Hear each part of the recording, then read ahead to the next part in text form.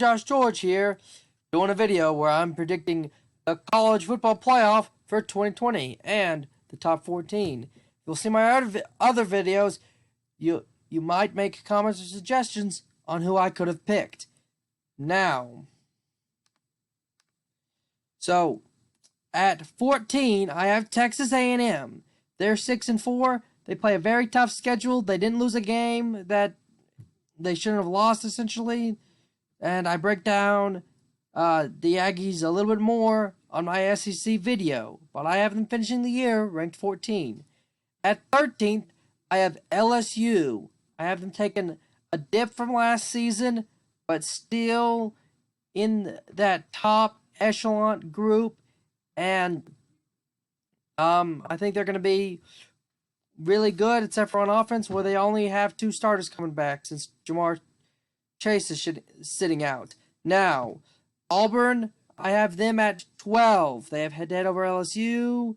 And when you see the next team, I felt like at 7-3, with their strength of record, I thought they were 12. I have Memphis here at 11, and just outside the top 10. I think the American Conference is going to be a little more respected this year because of the fact that there's no Big Ten and no Pac-12, and that helps out Memphis.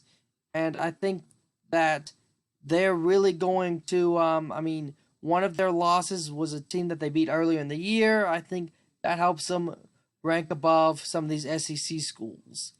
Now, the Texas Longhorns, I have them in the top 10.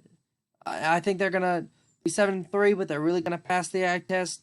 They're really going to look good in a lot of games. And I think the committee is going to go, this team deserves it. Then at 9, I have Cincinnati. They only have 1 loss, and I think that's going to pay dividends in their favor. Now, at 8, I have Oklahoma State. 2 of their losses, if you'll go back to my other videos, were to Oklahoma, who you'll see later on in this video. And when you look at different things on their resume and the fact that they made it to a conference championship, I think the committee is going to reward them with the 8th slot. Now 7, I have Notre Dame. I had them losing in the conference championship of the ACC, 9-2. And I think a lot of things are going to go into why they're below some of these teams. I think it's a strength of schedule thing for Notre Dame. And the fact that they got Clemson at home, I think that's going to be part of it. So then at 6, I have Florida Gators. They're coming off a loss to they will be coming off a loss to Alabama recently. It'll be their 2nd loss. I know people are going to be, well, the next team ahead of them is they have head-to-head. Florida has head-to-head over this team, but this team, the team ahead of them, also beat Alabama earlier in the year, and Florida lost to Alabama. And when you look at the records and the eye test, and you analyze every little thing, I think, and the fact that Georgia has been 5-2 years in a row is one of the reasons I have Georgia at 5th coming into the year.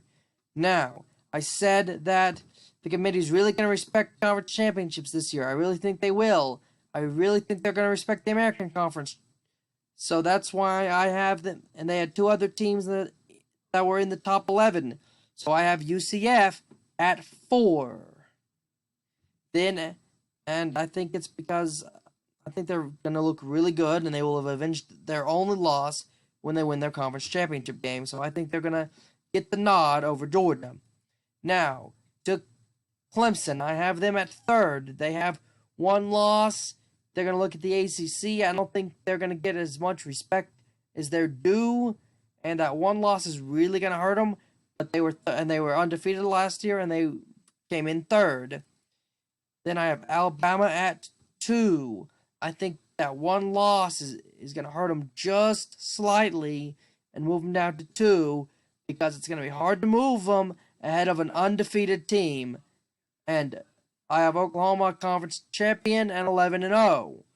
So that gives us 4, Oklahoma and UCF. I think Oklahoma and Lincoln Riley are going to choose the Rose Bowl, as far away from Orlando as possible, to give them true home field advantage.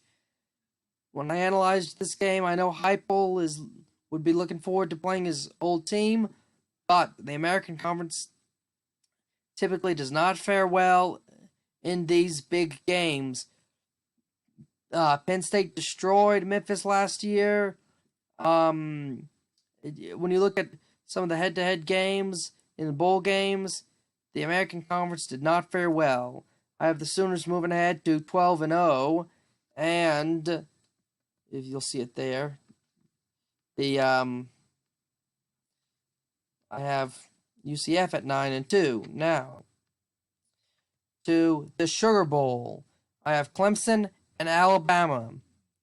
And I look at Mac Jones and I go, is that a championship quarterback? I know they won a title with Jake Croker, who I did not think was a championship quarterback either. But I look at Trevor Lawrence and Dabo Swinney and I go, they're definitely a championship combination. So I've got Clemson 12-1, winning this game, sending the Tide to 10-2. Now, your national championship. I have Clemson over Oklahoma in what will be known as the 2021 National Championship, but it's for the 2020 season, and it will be played January 11th in Miami. The reason I've got the Tigers is because Dabo seems to have the Sooners' number, Lincoln Riley's number, and Trevor Lawrence is the best quarterback in the country, much like Burrow was last year. I'm Josh George. This is your playoff predictions for 2020.